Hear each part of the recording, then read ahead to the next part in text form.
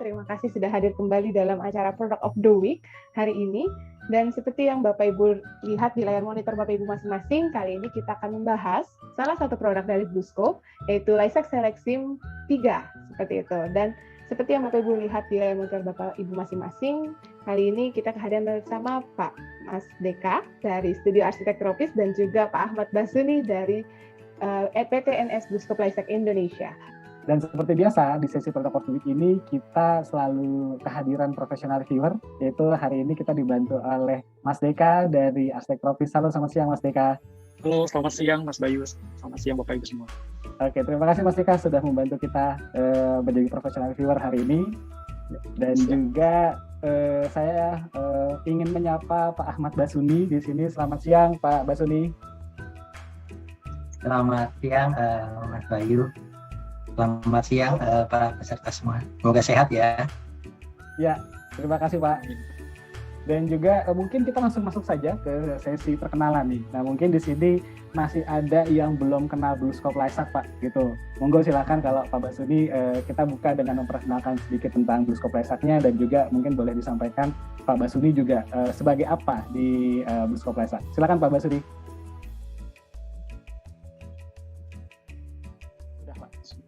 Oke, baik.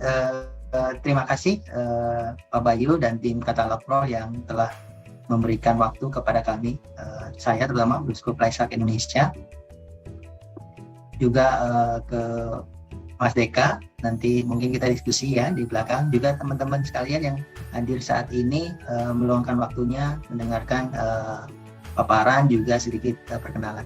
Jadi nanti mungkin nggak semua dari agendanya 1-5 ditampilkan. Di ini perkenalan, nama saya Ahmad Basuni, saya di Lysac itu sebagai Specification Manager. Kontak dan email saya tercantum di sini. Sebagai background mungkin saya kurang lebih baru 16 tahun ya di BlueScope Lysac. 16 tahun, bukan dari itu Pak, 16 tahun. Jadi kurang lebih seperti itu backgroundnya. Nah, mungkin ada beberapa teman-teman yang belum familiar atau mungkin udah familiar tapi agak sedikit bingung antara BlueScope dan BlueScope Lysac. Di Indonesia kami itu ada 2 company sebenarnya, ada BlueScope dan BlueScope Lysac. Backgroundnya sebenarnya kami base-nya itu di Australia. Didirikannya sendiri lebih lama lagi ya, dari tahun 1857 mungkin zaman kerajaan gitu ya, di Lysac udah di UK Pak. Di Indonesia sendiri sebenarnya tahun 73. Nah yang berdiri sebenarnya adalah BlueScope Lysac. Jadi BlueScope-nya waktu 73 belum ada. Nah mungkin produknya tahun 73 itu nggak seperti sekarang ya, atap metal. Dulu mungkin pagar BRC. Nah kalau Bapak Ibu rekan-rekan familiar dengan pagar BRC itu adalah nama company kami sebenarnya di tahun 73 itu. Dan salah satu produknya memang adalah pagar BRC.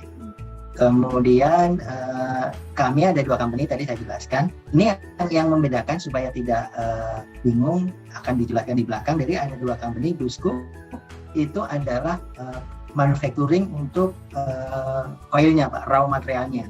Jadi sebelum menjadi bentuk gelombang yang bisa dipakai, itu materialnya berbentuk gulungan itu oleh BlueScope. Produknya mungkin udah kenal Colorbond gitu ya, Trucor, Singalung. Itu adalah material-material yang belum siap digunakan 100% untuk konstruksi.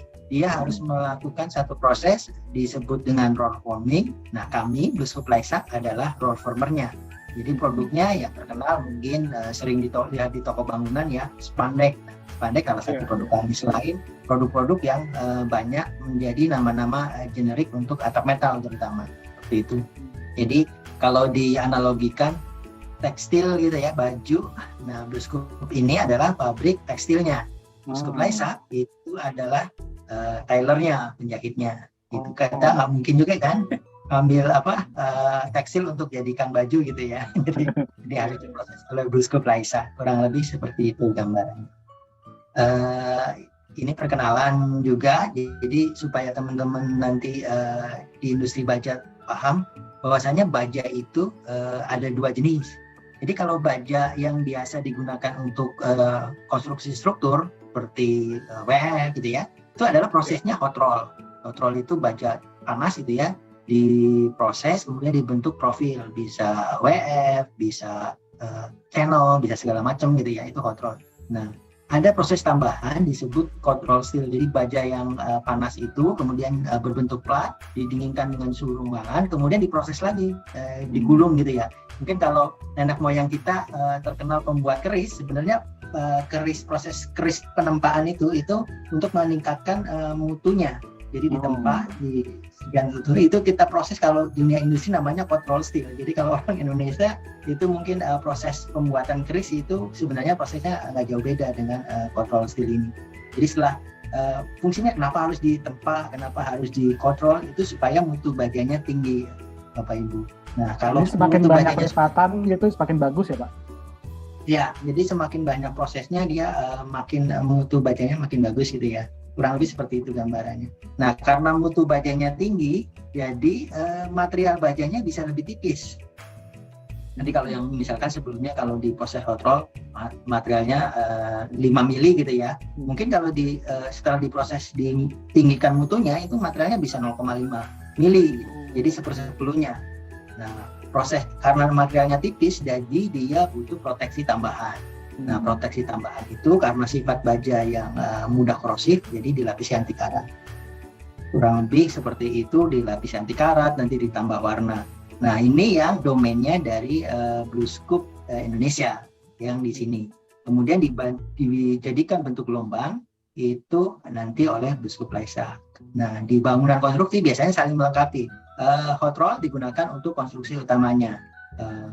Cold roll steel atau cold form steel itu digunakan untuk material pendukung skinnya, penutupnya, atau tidak menutup kemungkinan untuk bangunan yang low rise gitu ya, yang bentang-bentang pendek.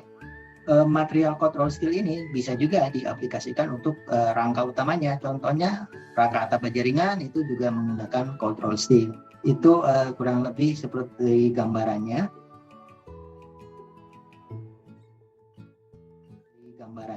Nah, ini mungkin sebelum masuk ke bentuk gelombang gitu ya, tadi saya sedikit menjelaskan mengenai company. Nah, ini raw materialnya.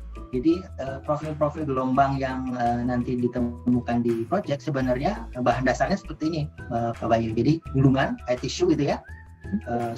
Satu gulungan ini panjang berapa meter gitu menyambung. Nah, dalam satu gulungan ini terdiri dari beberapa komponen sebenarnya. Jadi baja dasarnya sendiri, kemudian lapisan anti karatnya, lalu warnanya kalau memang akan diberikan warna. Nah, di BlueScope Indonesia selaku manufacturing roll coil itu terkenal dengan produk color bond. Jadi color bond itu adalah produk dari BlueScope Indonesia di mana dia dalam bentuk gulungan baja atau coil. Nah, color bond sudah teruji banyak dan memiliki beberapa fitur yang sangat sesuai dengan jenis bangunan konstruksi ya, di mana dia harus ada pertimbangan panas. Jadi cat yang digunakan itu akan berbeda dengan cat yang mungkin kalau besi dicat dengan kuas biasa gitu ya, itu akan berbeda dengan material color bond. Kenapa? Karena di material color bond itu ditambahkan pigmen infrared sehingga ketika terjadi paparan sinar matahari terus-menerus, spektrum panas yang dipantulkan itu akan lebih banyak daripada cat biasa. Ini dalam pengujian kami kurang lebih sekitar 7192, sekitar 20 derajat ya, lumayan. Nah, itu tentunya tergantung jenis warnanya ya, warna yang dipilih. Lalu yang kedua, clean. Biasanya kalau untuk atap ataupun dinding kan akan terekspos terus-menerus kena debu gitu ya. Nah, kalau cat biasa, lazimnya itu ketika terkena panas dia akan memuai dan akan membuat pori. Pori ini yang bisa menjebak debu untuk sulit ketika dibersihkan dengan air hujan. Berbeda treatmentnya ketika menggunakan color bond, porinya tidak terlalu lebar sehingga debu mikroskopik ini tidak terjebak seperti yang sebelah sini. Otomatis ketika kena air dia akan mudah luluh. Jadi less maintenance sebenarnya daripada jenis cat biasa. Lalu yang biasanya untuk estetik gitu ya, itu warnanya jangan sampai dalam 1 tahun pudar gitu ya. Dulunya warnanya krem gitu, terus tiba-tiba jadi warna kuning gitu ya. Nah, itu kita ada color performance-nya dan juga nanti ada warantinya.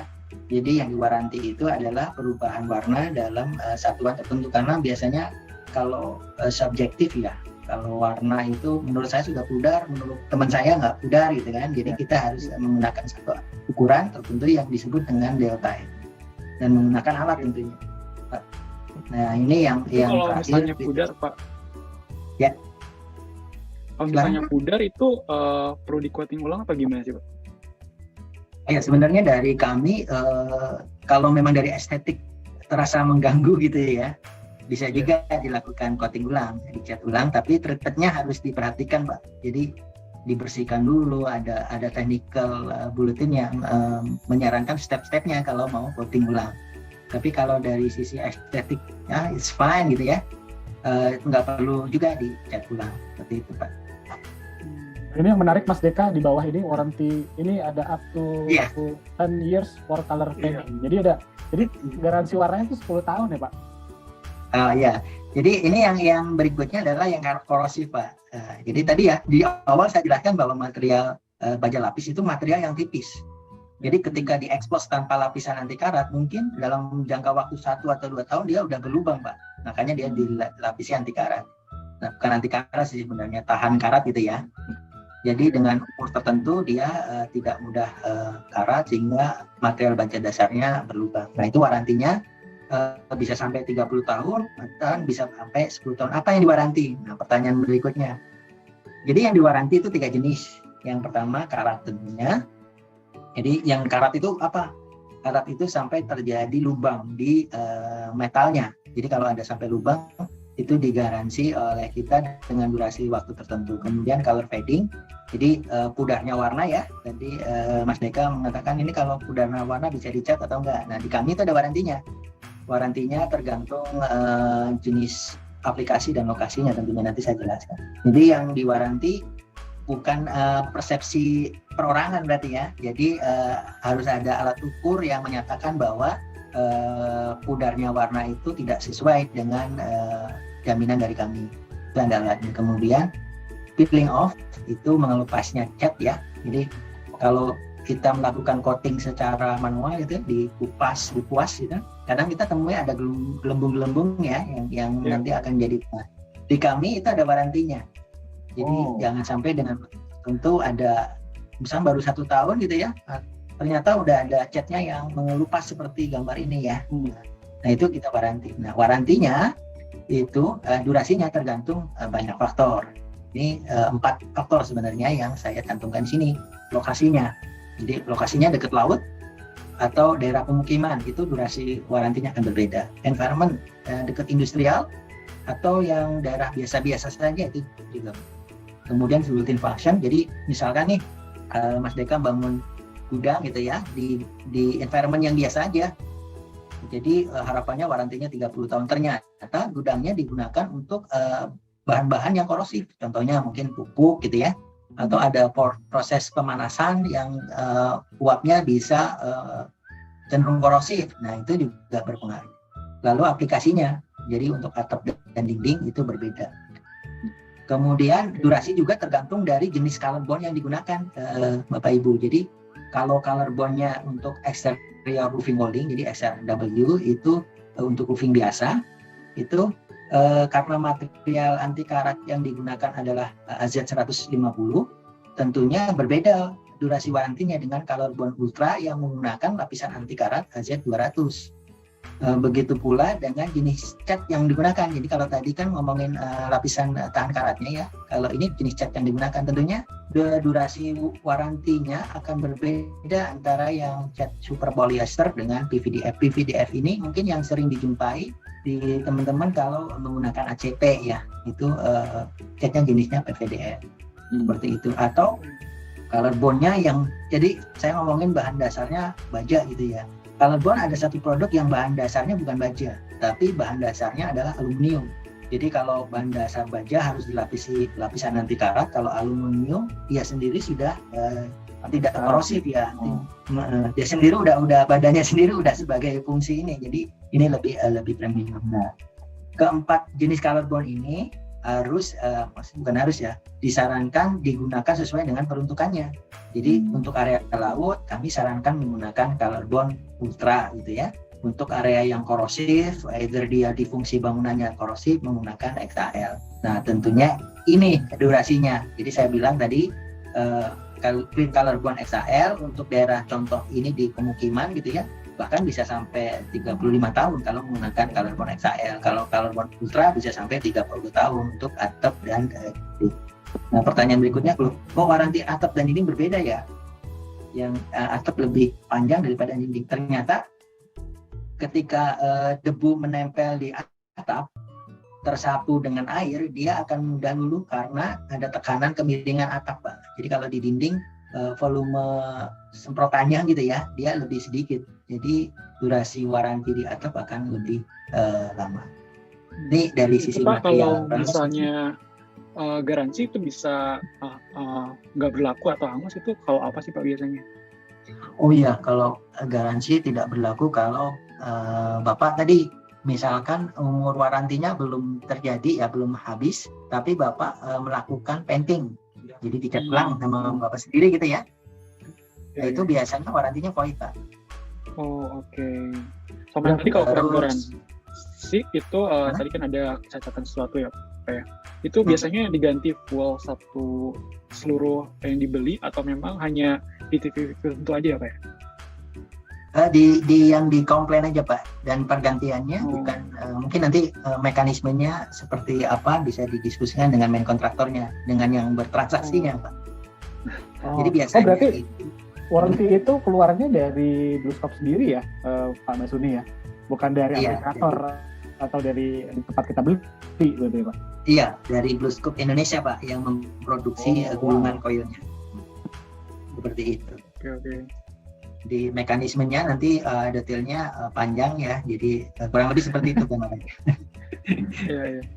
Ini Pak, kalau saya ngelihat dari bahan-bahan yang ada ya yang digunakan, itu apa ada bahan yang berbahaya ya untuk jangka panjang gitu, seperti itu? Oh, ya jadi kami punya daftar ini Pak, daftar musuh bahan karbon gitu ya. Kalau kami sebut itu ada karbon, jadi karbon itu mungkin pensil ya. Itu salah satu di antaranya yang tidak kami rekomendasikan bersentuhan langsung dengan metal kami, dengan karbon itu. Jadi ada listnya, ada banyak dan semuanya sebenarnya bisa di-download di INISID.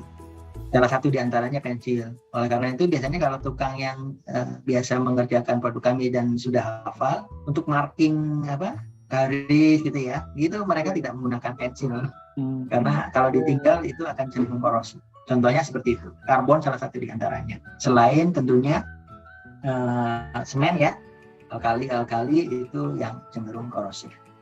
Oke. Kurang lebih itu. Harus diperhatikan ya Pak ya. Terus ini mungkin saya lanjut sedikit. Ini pertanyaan berikutnya adalah kalau arsitek itu saya pengen warnanya ya apa ya? Kan selalu begitu ya. Saya mau tampilan bangunannya yang catchy gitu ya. Jadi, nah ini kami sediakan standar color. Standar color ini ada 9, bisa dilihat. Dan di masing-masing standar color itu punya nilai solar reflected index yang tadi saya jelaskan, terutama spektrum panas yang bisa dipantulkan lagi itu berapa persen. Nah, angka 86, 39 itu berarti kalau maksimumnya itu di 100 gitu ya. Jadi 86%, gampangannya seperti itu Pak. Jadi semakin tinggi nilai SRI itu panas yang dipantulkan akan semakin tinggi. Jadi biasanya untuk bangunan-bangunan yang sensitif terhadap panas itu direkomendasikan menggunakan warna-warna yang off-white, yang putih ya. Dan kalau memang bangunannya ada kriteria green building, setahu saya di SRI-nya tuh untuk kelas platinum kalau nggak salah itu harus di atas 82. Jadi pilih warna-warna yang sesuai. Nah, kalau saya bosan nih warnanya cuma 9 gitu ya, saya mau yang non standar gitu kan, biasanya residensial warnanya maunya hitam, warna-warna alami. Nah, Bapak bisa beralih ke non standar color. Ini pilihannya lebih banyak. Non standar color ini ada yang hitam, ada yang putih, ada yang gelap sama sekali gitu ya, ada yang copper, penny, ada yang gold. Jadi bisa pilih. Nah, cuman mesti diperhatikan kalau milih warna non standar itu ada minimum ordernya Pak. Jadi karena warna-warna ini jarang digunakan untuk industrial ya, yang volumenya besar-besar. Jadi Mungkin kalau beruntung gitu ya, ketika kami ada stok, kami bisa bantu memberikan warna-warna ini gitu ya. Tapi kalau tidak ada, itu minimalnya volumenya sekitar 4.000 meter persegi, minimal ininya ya, ordernya sekitar 4.000 meter persegi. Kurang lebih dari sisi raw material seperti itu. Itu Pak, kalau misalnya ini saya agak bisa tadi, ini diproduksinya di Indonesia Pak untuk aplikasinya dan pewarnaannya juga. Iya. Betul, di Indonesia semua Pak. Oh, berarti kalaupun ada masa tunggu itu nggak akan lama ya Pak? Iya, masa tunggunya, saya nggak tahu ya lama enggaknya relatif ya. Kalau untuk yang non standar itu biasanya 8 mingguan Pak. Oh, masih hitungan minggu Mas Dekan, nggak bulanan. Iya. Nggak bulanan, biasanya kan udah produksi sama pengiriman tuh yang jadi lama. Oke. Kalau di luar warna-warna ini dia bisa memungkinkan dong Pak, berarti diproduksi gitu ya. Kita karena memang mungkin ada kebutuhan khusus atau pattern khusus gitu ya. Iya betul. Juga bisa nggak sih Pak kalau ombre gitu misalnya warnanya Gradasi. request ombre dia gradasi gitu kan. Iya. Mungkin nggak sih Pak? Ya kalau ini Pak, prinsipnya selama volumenya terpenuhi gitu ya, Bapak mau warna 30 warna pun sebenarnya nggak ada masalah. Selama volume minimum ordernya terpenuhi gitu ya. Jadi yang pasti karena kami produksi itu nggak bisa setengah gulung gitu ya. Tadi kan kalau ngomongin gulungan gitu ya, tadi yang di belakang itu nggak bisa tuh untuk produksi cuman setengah gulung gitu ya. Jadi produksinya satu gulung. Nah kalau untuk warna non standar itu dalam satu gulungan itu terdiri dalam satu batch itu, satu cat itu bisa menghasilkan misalkan let's say 3 gulungan gitu ya. Jadi untuk warna non standar nggak bisa tuh kami produksi cuma satu gulungan aja, karena sekali produksi harus 3 gulungan. Itu kendala di minimum order itu seperti itu Pak. Dan kalaupun misalkan warna di luar warna ini ya, biasanya teman-teman arsitek familiar dengan warna RAL code gitu ya. Nah, kasih share aja ke kami RAL code-nya berapa, nanti kita coba matching kira-kira yang cocok apa sih. Atau dulu pernah ngerjain proyek A, itu RAL code-nya pakai RAL code ini, bisa nggak ambil sampelnya, sesuai nggak gitu ya, dicocokin sama selera teman-teman arsiteknya. Kurang lebih seperti itu. Iya, biasanya kan ada warna-warna khusus dari perusahaan tertentu tuh Pak, yang biasanya udah harus warna itu kan gitu. Iya, mungkin kalau IKEA gitu. Nah itu Pak, IKEA tuh kayaknya pasti Bluescope kayaknya Pak ya. Iya, itu warnanya khusus Pak. Warnanya harus ke Swedia sana buat dites. Oh gitu. Diasistensiin dulu ke sana ya Pak ya? Iya, ini warna ini kebetulan menurut mata saya birunya sama aja nih. Saya nggak ngerti pertimbangannya apa. Iya. Oke, silakan dilanjutkan ya. Pak Basudi. Baik, ini untuk raw material, jadi kurang lebih gambarannya seperti itu. Nah, kita masuk ke bagian profil. Jadi kalau tadi masih bentuk gulungan, sekarang bentuk gelombang. Nah, di Indonesia itu kalau saya coba hitung gitu ya, dari roll former se-Indonesia itu profil itu ada 100 lebih. Nah, gimana caranya saya memilih dari sekian banyak profil supaya dapat satu profil gelombang yang cocok dengan kebutuhan saya, proyek saya. Nah, pertimbangannya sebenarnya ada 8 ini. Ini sudah saya coba sederhanakan. Jadi objektifnya maksudnya estetiknya ya. Jadi Bapak mau model bangunannya minimalis, industrial. Nah itu perlu diperhatikan konsisten di situ dulu. Kemudian bentuk bangunannya melengkung, tidak melengkung. Nah, itu beda-beda, masing-masing profil punya beda ini ya, kapasitas lengkungannya. Kemudian roof drainage-nya. Jadi fungsi utama atap untuk mengalirkan air hujan. Jadi masing-masing profil juga punya tampungan air, kapasitas roof drainage-nya. Jadi mungkin analoginya kayak talang atau got gitu ya.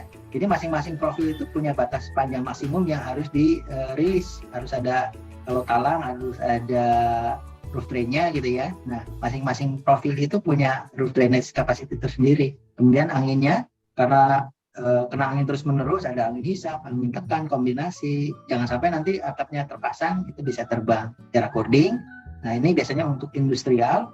Kalau atapnya panjang sampai lebih dari 100 meter gitu ya, lebih dari transportasi lah, itu bisa kita bawa mesin ke site. Jadi gulungan dibawa ke site, kemudian mesinnya juga ke bawah site. Jadi bentuk gelombangnya nanti di site. Kemudian jenis krunya, ya tentunya yang terakhir selalu biaya. Jadi itu kalau dari sisi bentuk profil, konsisten koneksi dibagi 3. ada yang tersembunyi, jadi nggak kelihatan sama sekali skrunya. Kemudian ada yang menggunakan skru, ini yang lazim, yang standar. Ada lagi yang untuk bangunan yang melengkung. Nah, untuk segmen minimalis modern itu favoritnya yang sejauh ini yang saya jumpai itu profil-profil Selexim, Prestige, dan Loxim. Kali ini saya akan coba nanti jelaskan mengenai Selexim lebih dalam.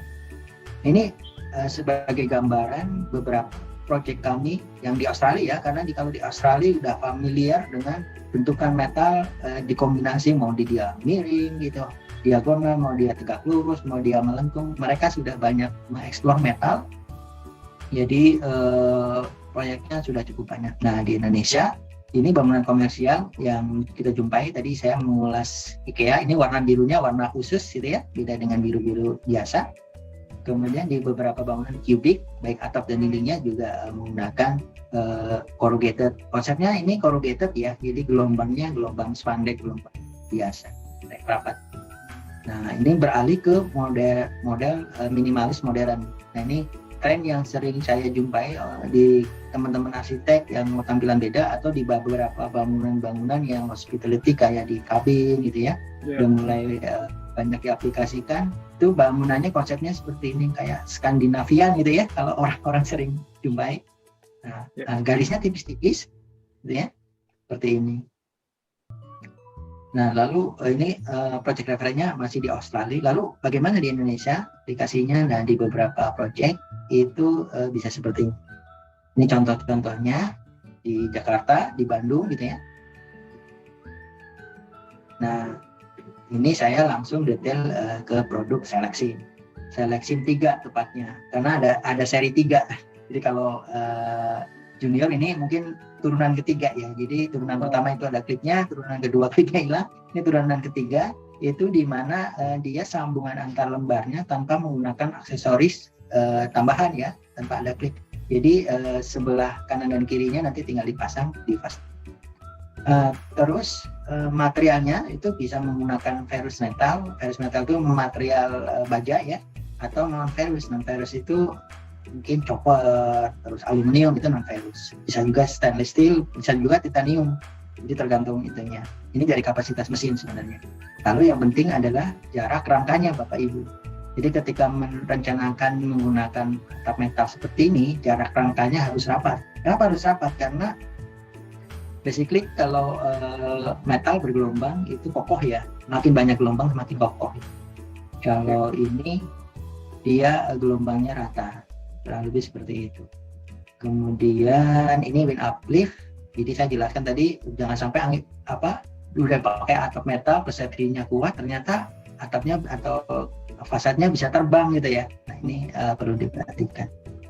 Lalu ini bisa menerus ya antara atap dinding. Ini roof drainage yang tadi saya jelaskan supaya tidak terjadi tampias overflow. Overflow itu maksudnya apa? Overflow itu maksudnya jangan sampai atapnya permukaan airnya di atas gelombang ini. Nah, itu bisa bocor ke dalam bangunan karena ini di sini ada sambungan di daerah sini. Kurang lebih ini instalasinya sebenarnya. Jadi kalau menggunakan jarak cording tadi kan disarankan di materi sebelumnya adalah 60 cm ya. Jadi kalau ada beberapa project yang jarak cordingnya dia 1,2 meter, itu nggak bisa tuh pakai Selexim sendiri, dia harus ada bantuan temennya. Temennya bisa profil yang bagus pandek ini. Jadi ininya 1,2, nanti ada tambahan flat sheet yang menghubungkan setiap 60 cm. Baru pasang profilnya gitu ya, di fastening, nih 3 ini. Lalu dia ditempel dan diinjak, atau kalau untuk atap diinjak aja sudah dia udah klik gitu ya.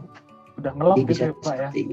Iya, bisa krok ya, klip seperti itu. Jadi tekanannya sudah cukup tinggi ya untuk bangunan residensial, saya rasa lebih dari cukup tekanan untuk tahanan ini. Nah, pertanyaan berikutnya, kalau saya mau jaraknya tetap 60 cm, kemudian ada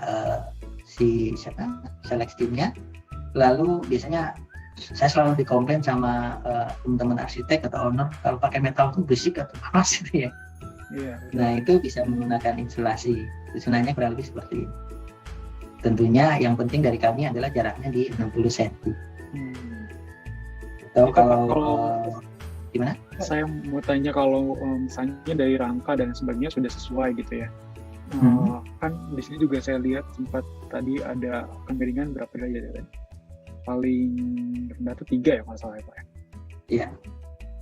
Nah itu kalau misalnya kita perbaikin terus ke injek atau gimana gitu kan, itu tahan berapa lama, maksudnya tahan seberapa kuat sampai akhirnya nekuk si metal sheetnya ya? Metalnya ya. Iya, Jadi itu kan nanti jadi mungkin efek juga ada korosi dan sebagainya ya. Iya. Jadi misalnya nih, saya pernah punya kasus mereka jadi di atap saya itu tahu-tahu di atasnya ada orang mau masang solar panel, tapi peralatannya berat gitu ya. Jadi kalau di kami itu beban maksimum di atas atap untuk beban maintenance atau lightproof traffic orang itu 60 kg per meter persegi. Batasan kami di situ. Jadi selama beban di atasnya itu di bawah 60 kg meter persegi itu aman, atap kami diinjak-injak segala macam. Tapi ketika misalkan bawa mesin yang beratnya 200 kg gitu ya, di permukaan atap saya biasanya terjadi deformasi. Nah, deformasi itu ada 2 jenis. Kalau deformasinya dia masih batas elastis itu kurang lebih 1,6 kali dari beban tadi ya, dari 60, itu dia masih bisa balik. Tapi kalau udah lebih, udah plastis, udah dia permanen. Jadi walaupun melundut gitu ya, dia udah plastis, melundut seperti itu. Nah itu efeknya tadi ada genangan air ya, karena dia cekungan airnya, lama-lama dia menampung debu, lama-lama korosif di situ.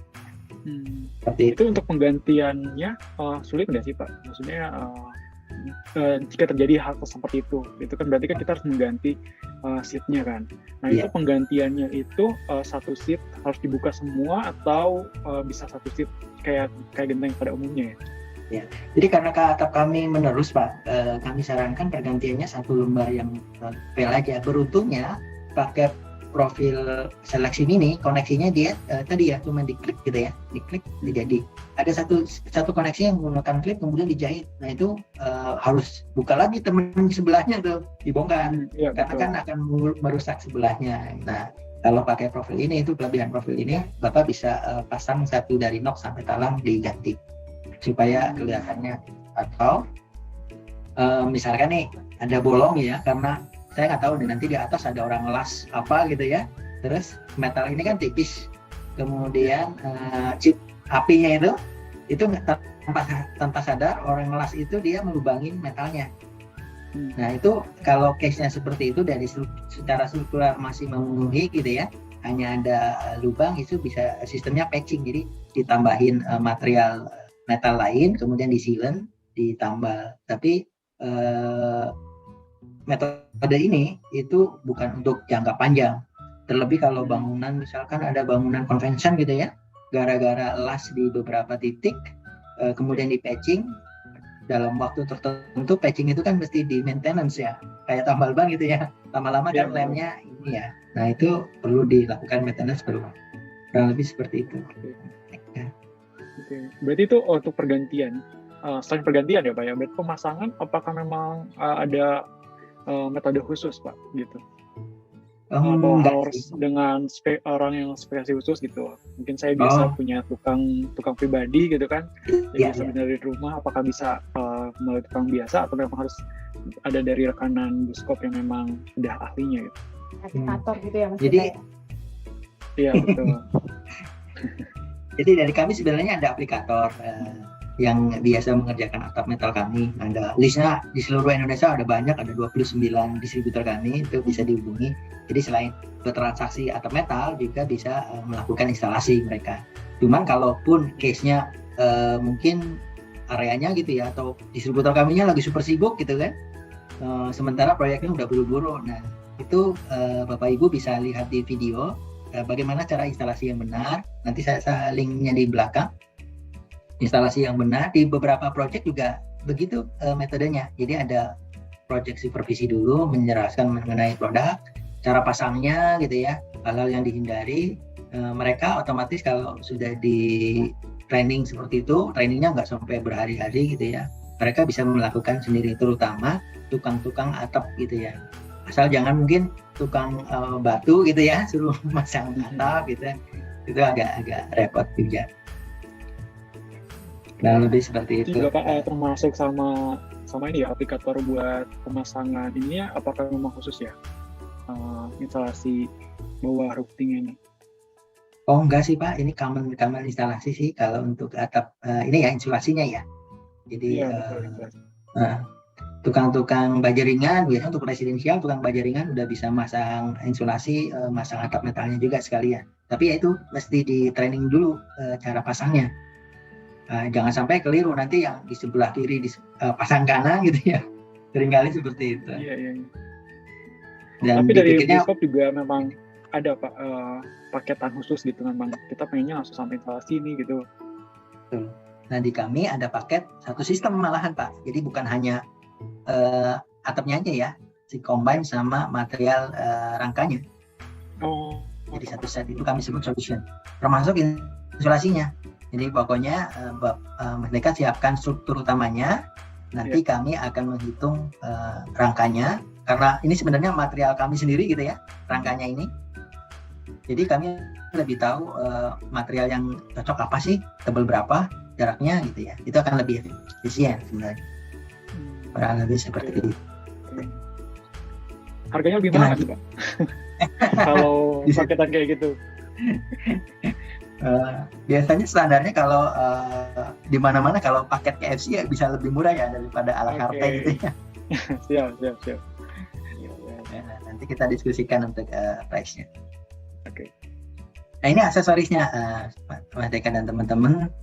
Kalau memang ada kebutuhan di mana bangunannya itu harus kedap gitu ya. Saya ada salah satu project data center di mana angin aja nggak boleh keluar dari situ karena khawatir panasnya keluar gitu ya, rilis gitu ya. Jadi perlu ada tambahan aksesoris seperti ini. Jadi air leakage-nya lebih bagus lagi untuk di bagian knock-nya ya, terutama ya di bagian knock. Kemudian di bagian ujung nanti metodenya seperti ini, detailingnya. Tadi yang saya jelaskan koneksinya ini tinggal di tekanannya dari atas, bisa menggunakan palu gitu ya, atau dipukul-pukul gitu, palu karet tentunya. Nanti dia akan nyatu seperti ini. Nah, kalau mau bongkar ya tinggal tinggal juga nggak susah. Iya, ini tekniknya di bawahnya dibongkar Pak, di congkel gitu ya. Congkel. Iya. Tapi ya congkelnya harus panjang ini. Lumayan juga sih. Tapi ya bisa. Ini apa ya? Ini insulasi apa metodenya?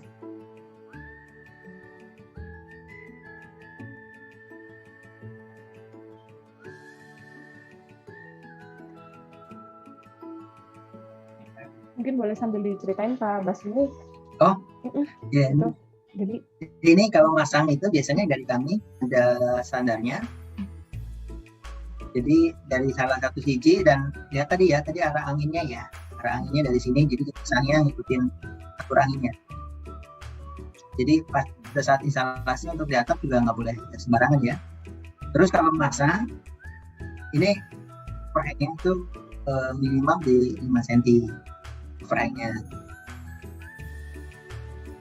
Kemudian bagian ujung ini biasanya nggak kelihatan cantik ya karena nggak simetris ya. Jadi kalau bisa dibikin seragam.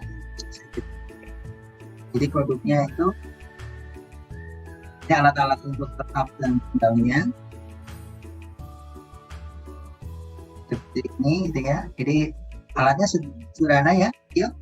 Ini kenapa di turn up supaya ketika terjadi hujan tampias dia tidak masuk ke dalam bangunan. Jadi ada bendungannya lah kalau di bangunan air gitu ya. Tidak berbalik ya Pak ya. Jadi dia nggak gampang kena angin air ya. itu untuk di bagian ujung-ujungnya aja gitu ya Pak atau? Iya, bagian ujung-ujung aja. Nah untuk bagian bawah itu juga bisa ditendang, ditekuk ke bawah. Kenapa? Karena supaya air hujannya tidak deras, ada rilis energi. Jadi yang ke talang gitu, kalau dia tidak di turn down nanti hancurnya lebih jauh gitu ya. Bisa lompat ke sebelahnya tuh kalau talang di sininya seperti itu. Nah terus ini peletakannya sederhana sebenarnya. Nah ini penting Pak. Jadi kalau di bagian awal ini nggak lurus, otomatis nanti jadi miring di bagian sebelah sana.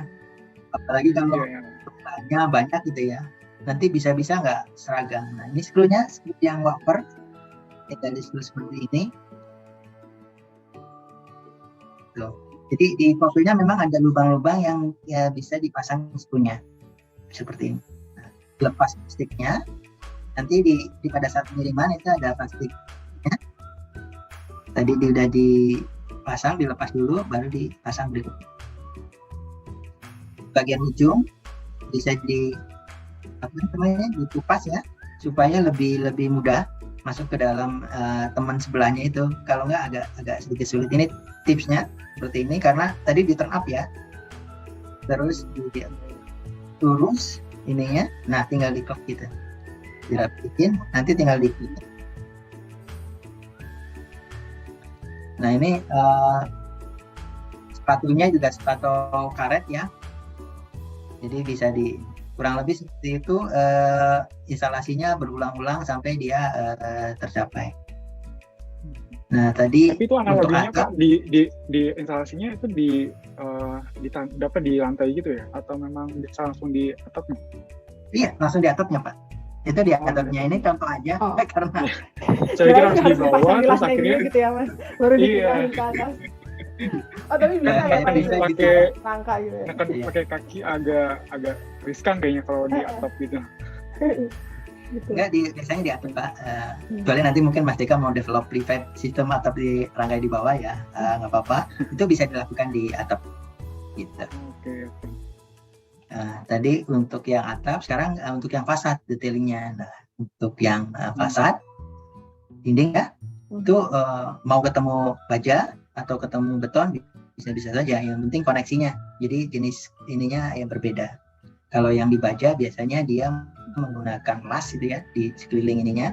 Kalau yang di beton dia menggunakan anchor sleeve. Tapi connect ke rangkanya itu biasanya menggunakan skru. Ini rangkanya bukan hanya rangka baja ringan ya. Jadi bisa pakai hollow, bisa pakai even kayu pun bisa sebenarnya. Yang penting skrunya nanti yang disesuaikan. Seperti itu. Nah, yang penting juga adalah jarak rangkanya. Selalu perhatikan rangkanya 60 cm.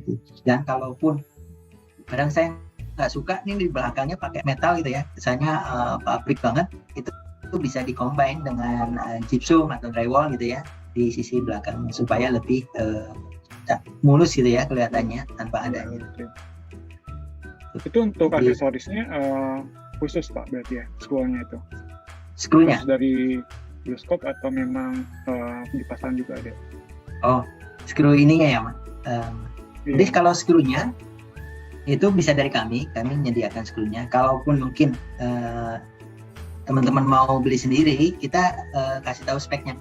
Jadi speknya itu berbeda dengan skru yang akan dijumpai di toko bangunan. Biasanya kan warnanya silver gitu ya, mengkilat. Kalau nggak silver kuning, ya kan? Nah itu sebenarnya skru itu kelas karatnya, kalau saya bilang kelas 0. Jadi kelas karat itu dia yang menggunakan galvanized kelas 3 Pak. Jadi yang saya rekomendasikan adalah skru kelas 3. Biasanya di kepala bautnya itu ada tulisan 3 itu biasanya menunjukkan kelas karat skrunya. Kemudian spesifikasi skrunya, jumlah ulir, panjangnya udah ditentukan. Jadi untuk produk Selexim itu skru yang digunakan adalah skru 10-24-22. Jadi ukurannya menggunakan kunci nomor 10, jumlah ulir dalam satu innya ada 24 ulir dan panjangnya 22 mili. Kemudian kelas karatnya kelas 3. Biasanya di toko-toko skru baru bisa ditemui. Kalau di toko bangunan bentuknya ada, spesifikasi bentuknya ada, tapi kelas karatnya yang agak sulit ditemui. Itu. Nah, kalau ini berikutnya kalau nanti misalkan teman-teman mau bikin fasad yang beda lokasi gitu ya, satu agak menjorok, yang satu lebih dalam. Nah ini bisa diaplikasikan menggunakan sistem rangka seperti ini, offset framing seperti ini. Dan ini bisa kita sediakan ya, tadi solution sistemnya seperti apa. Nah ini berikutnya yang selalu menjadi pertanyaan teman-teman arsitek, kalau pakai metal, mau dia di atap, di dinding, selalu ributnya berisik gitu ya. kemudian panas. Di kami itu menyediakan jasa engineering untuk sound dan thermal insulation. Jadi mungkin nanti Mas Deka kalau ada project gitu ya, saya mau ruangannya ini ruangan buat tidur gitu ya, nyamannya itu 30 desibel. Sementara ruangan bunyinya di luar 60. Nah, saya bikin layering yang ngeredam dari 60 ke 30. Itu nanti kita bisa keluarkan softwarenya. Kemudian thermalnya juga bisa kita desain. Jadi jangan ragu kalau memang mau solution system bisa kita sediakan full. Itu berarti pakai tanpa sekalian. sama termasuk insulasinya ya Pak? Betul Pak, termasuk insulasinya. Wah enak ya Mas Deka ya. Jadi Iya, nggak ribet sekalian. ribet lagi gitu. Isinya apa nanti? Iya. Jadi Mas Deka bilang aja ke kami, saya mau ruangannya 40 desibel gitu ya. Sementara di ruangan luar daerah berisik 60 desibel gitu. Cari sistem yang ngeredam dari 60 ke 30 let's say. Jadi saya bikin nanti susunan layernya ke 30 desibel. Jadi insulasinya, rangkanya, kalau perlu pakai gypsumnya, itu bisa kita bantu. Nah, selain ini layering insulasinya gimana? Saya mau tanya dari tadi ya, itu ada aplikasinya itu apa aja ya Pak ya? Dari atap, terus juga tadi saya lihat ada corner flashing tuh, kita betul ada berapa macam varian sih yang harus aplikasinya gitu ya? Iya.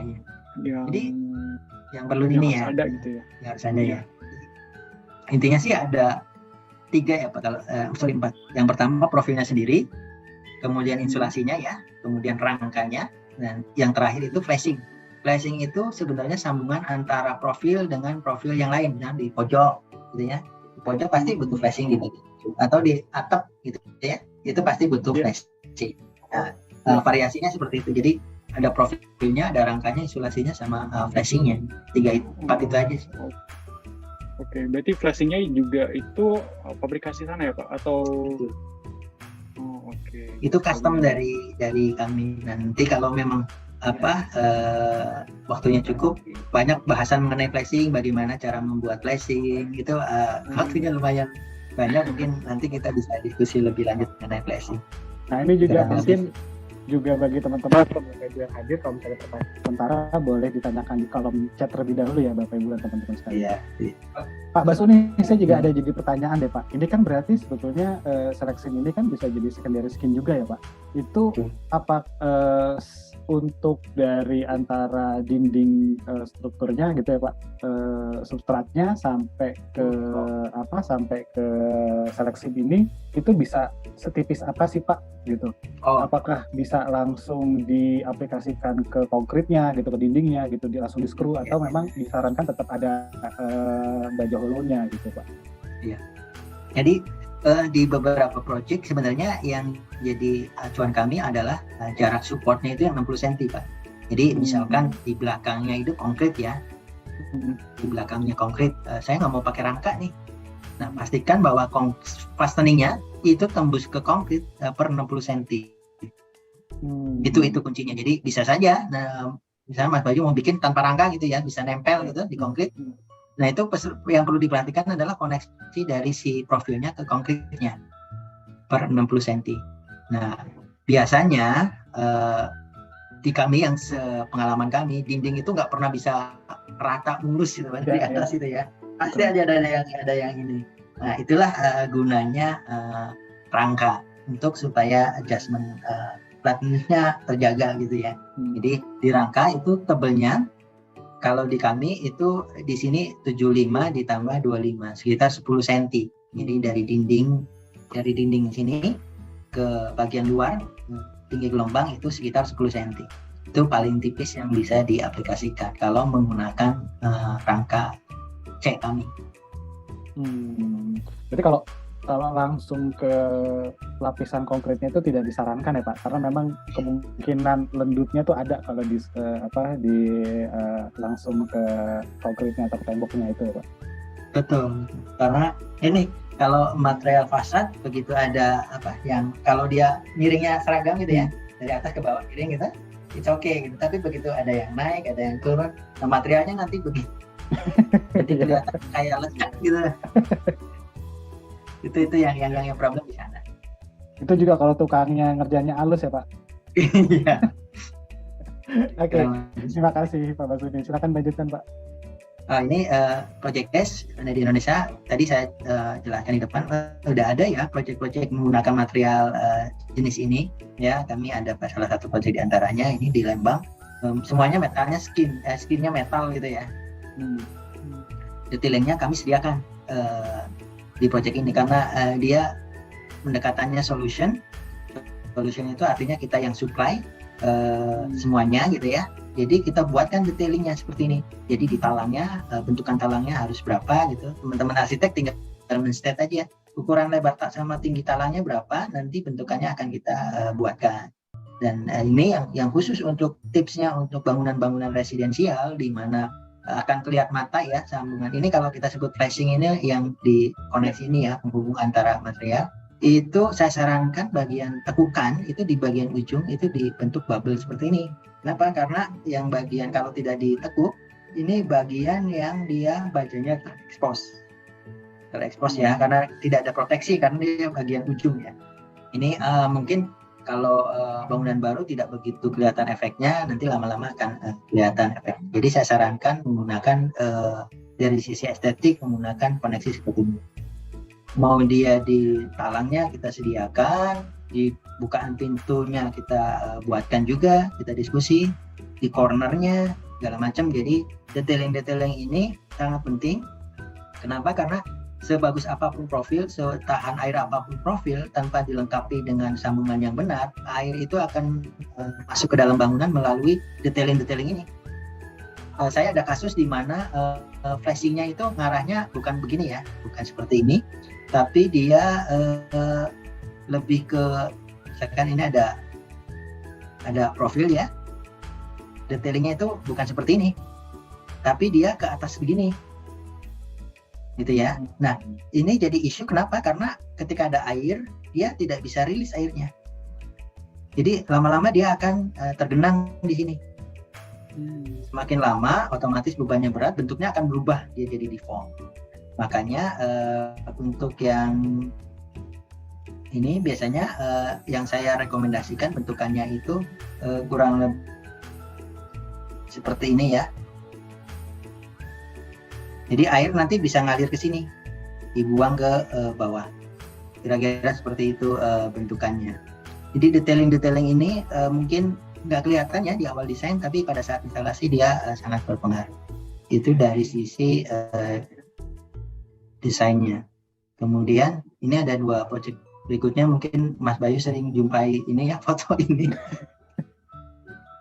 Kenal saya.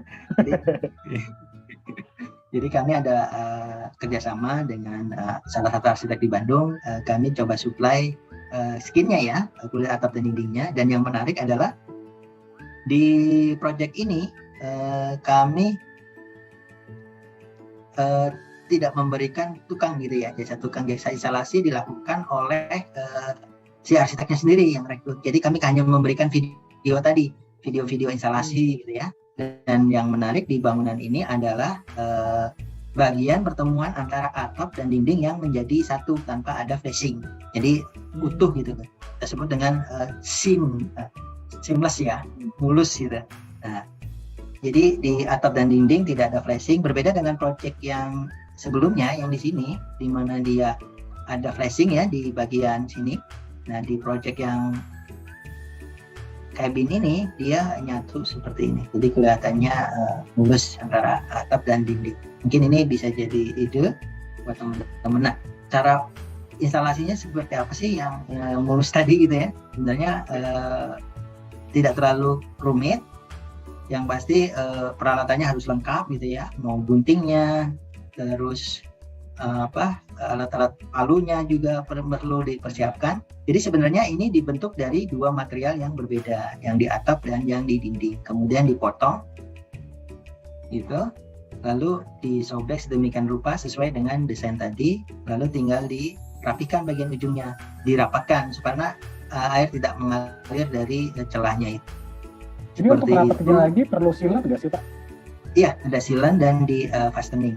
Jadi sealantnya di beberapa titik. Nah, ini disobek ya tadi. Nah, ini tinggal dipasang seperti ini. Jadi dipotong supaya lebih rapi ya. Jadi memang biaya Pak ya, iya, ini memang handmade. karena nggak perlu pakai flashing lagi jadinya. Iya. Selain itu tampilannya jadi lebih mulus kan, lebih slim gitu ya. Kurang lebih seperti ini. Nah, ya memang kalau tekniknya bisa ini ya, mesti trial dulu gitu kan, mesti diajarin dulu cara lihat videonya. Saya nggak tahu tukangnya dulu yang di Bandung itu dia nonton berapa kali. Yang penting saya cuma kasih video ini, dia tak tahu udah jadi berikutnya. Kurang lebih seperti itu. Saya jadi mau ada tanya Pak. Tadi kan kalau saya lihat yang di desainnya Aksen ya, kalau nggak salah itu ada solar panelnya ya Pak. Nah itu kalau dari Serexit ini sebetulnya bisa menahan beban berapa kuat sih Pak? Gitu, berapa kilo gitu Pak? Apakah balik lagi tergantung dari rangka holonya yang menahan juga Pak? Gitu, karena mungkin masih ada di atap itu biasanya kan ada beberapa material ME ya Pak, kayak misalnya ada AC atau mungkin ada tambahan kayak ya semacam produk-produk ME gitu Pak. Ya, jadi kalau dari sisi beban nggak usah khawatir mau ada solar panel, jadi bisa dipasang karena beban loop writer tadi kalau solar panelnya di atas 60 kg per meter persegi baru butuh perkuatan tambahan. Jadi selama beban solar panelnya di bawah 60 kg itu bisa langsung dieksekusi. Dan yang penting sebenarnya dari sisi koneksi antara solar panel dengan material atapnya. Jadi kita desain dari awal material atapnya nggak menggunakan skrunya nggak kelihatan gitu ya, mulus gitu ya.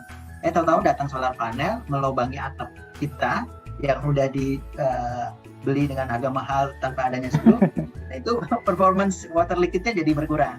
Okay. Nah, biasanya teman-teman solar panel itu udah punya klip untuk hampir semua profil yang kita keluarkan Pak. Jadi mereka punya. Betul. Saya akan bacakan pertanyaan berikutnya dari Pak Dani Setiawan. Beliau di sini ada 2 pertanyaan. Yang pertama, apakah warna atap minimalis dapat mengikuti chart kode RAL dan berapa minimum ordernya Pak? Silakan. Mungkin Pak Gede atau Bu Agatha bisa membantu bicara. Mungkin lebih tepatnya Bu Agatha nih. Monggo Bu Agatha. Silakan Bu Agatha. Jadi memang sebetulnya color bond dengan warna-warna yang kita kenal seperti heritage red, kemudian angsana stone, kemudian wool grey dan sebagainya, itu tidak hanya sekedar berasal dari RAL berapa. Jadi itu memang punya satu ingredients, satu DNA yang ada beberapa poin yang harus dipenuhi sampai dia bisa menjadi disebutnya wool grey dan sebagainya. Nah, kembali ke pertanyaan, jadi agak beda nih Mbak sama cat dekoratif ya. Kadang-kadang cat dekoratif itu benar-benar ekspektasi orang cukup dekat gitu dengan RAL yang dia inginkan, aktualnya akan jadi begitu. Nah, color bond ini agak sedikit berbeda, tapi kita tetap bisa melakukan pendekatan. Jadi betul kita bisa menerima seandainya ada custom color dan kemudian paling mudahnya adalah berasal dari RAL sekian.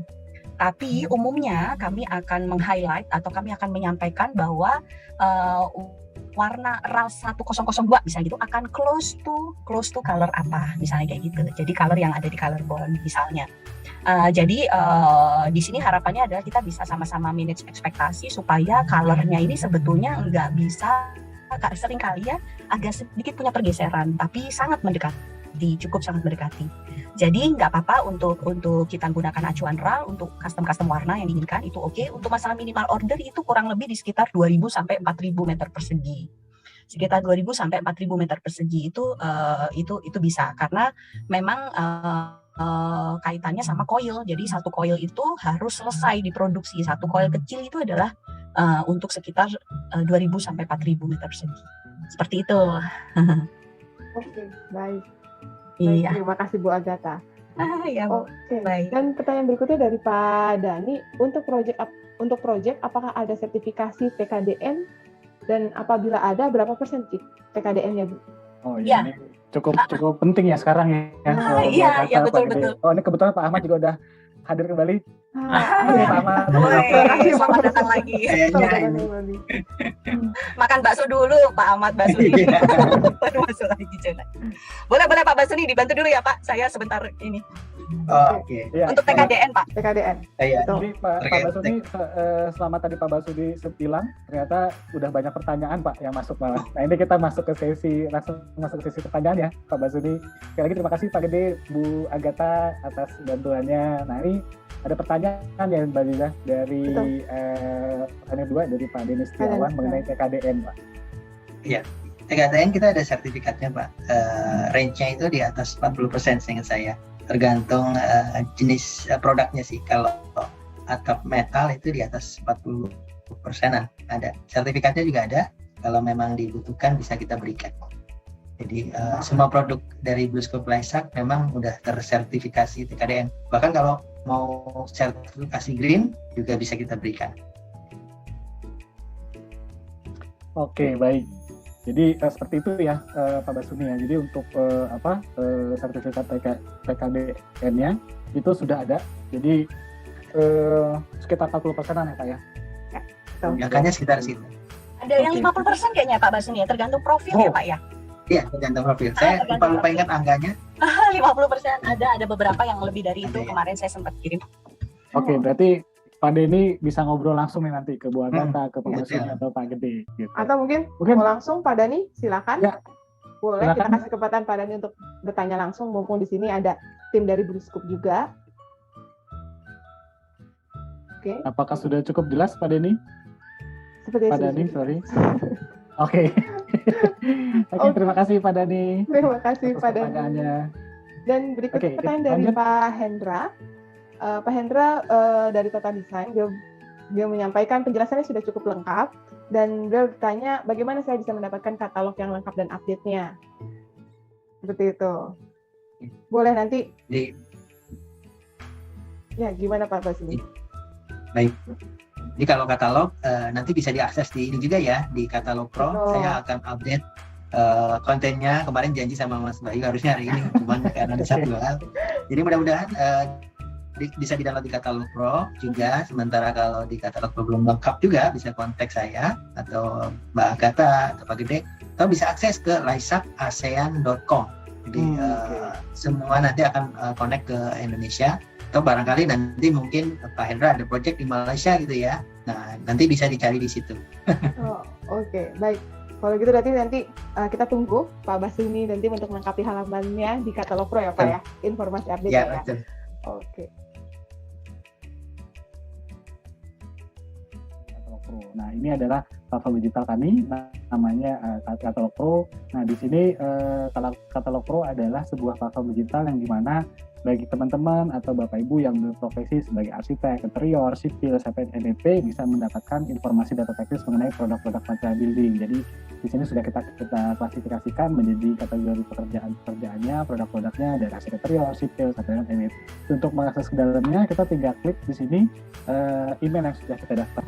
Dan setelah itu kita akan bisa langsung masuk ke dalam halaman Katalog Pro. Dan halaman pertama yang akan kita temukan adalah halaman Brand News namanya. Nah ini halaman Brand News ini tampilannya sama kurang lebih seperti kalau kita lagi di Facebook atau LinkedIn gitu ya. Di sini isinya tentang news-news tentang produk update-update dari brand-brand yang sudah ada di Katalog Pro. Jadi semuanya bisa kita lihat lagi ada apa aja sih aktivitasnya, update-update-nya, atau mungkin program-program Katalog Pro yang sering Katalog Pro buat gitu ya. Dan seperti yang saya sampaikan di awal, bahwa fungsi Katalog Pro adalah kita ingin membantu Bapak Ibu dan teman-teman sekalian untuk bisa mendapatkan informasi dan teknis mengenai produk-produk material building yang dibutuhkan di proyek yang sedang kita kerjakan. Nah, misalnya kita ingin masuk ke kategori pekerjaan arsitek interior. Nah, di sini sudah ada subkategorinya yang bisa kita pilih. Dan misalnya kita butuh kategori produk roof, metal, and enamel, kita klik. Nah, di sini nanti akan langsung tampil beberapa brand yang sesuai dengan kategori tersebut. Nah, kita tinggal pilih nih apa brand-brand yang mau kita tahu spesifikasinya, dan mungkin ini memang ada kebutuhan dari proyek tersebut gitu. Nah, kita tinggal klik di sini seperti Laisak. Nah, di sini kita akan langsung masuk ke halaman Laisak, dan halaman Laisak ini gambaran dari halaman brand-brand yang ada di Katalog Pro. Jadi kita bisa lihat di sini kantornya Laisak di mana sih, pabriknya di mana sih, dan yang terpenting adalah PIC-nya. Jadi kita akan langsung mendapatkan PIC-nya dari brand tersebut. Misalnya di sini sudah ada Pak Ahmad Basuni, kita tinggal klik di sini nama Pak Ahmad Basuni, dan di sini akan masuk ke halaman profilnya Pak Basuni, dan di sini sudah tertera nih nomor teleponnya Pak Basuni. Jadi nggak hanya nomor telepon kantor, tapi juga kita bisa tahu PIC dari brand tersebut. 3. Ngobrol with Katalog. With Oke, terima kasih. kasih. Sekali lagi saya ucapkan terima kasih sebanyak-banyaknya kepada tim dari Bluescope. Di sini ada Pak Basuni, Bu Agatha, Pak Gede, dan terima kasih juga kepada Mas Deka yang sudah mewakili teman-teman partisipan untuk mengulas produk Bluescope yaitu Laisak Saresim 3. Dan terima kasih juga kepada seluruh teman-teman partisipan yang hadir dalam acara Product of the Week kali ini. Kita ketemu lagi di Product of the Week 2 minggu ke depan. Dan juga jangan lupa untuk terus saksikan program-program Katalog lainnya. Ada Product of the Week setiap hari Rabu jam 2 siang dan juga Protalk setiap hari Jumat jam 2 siang. Sampai jumpa. Assalamualaikum warahmatullahi wabarakatuh. Selamat sore.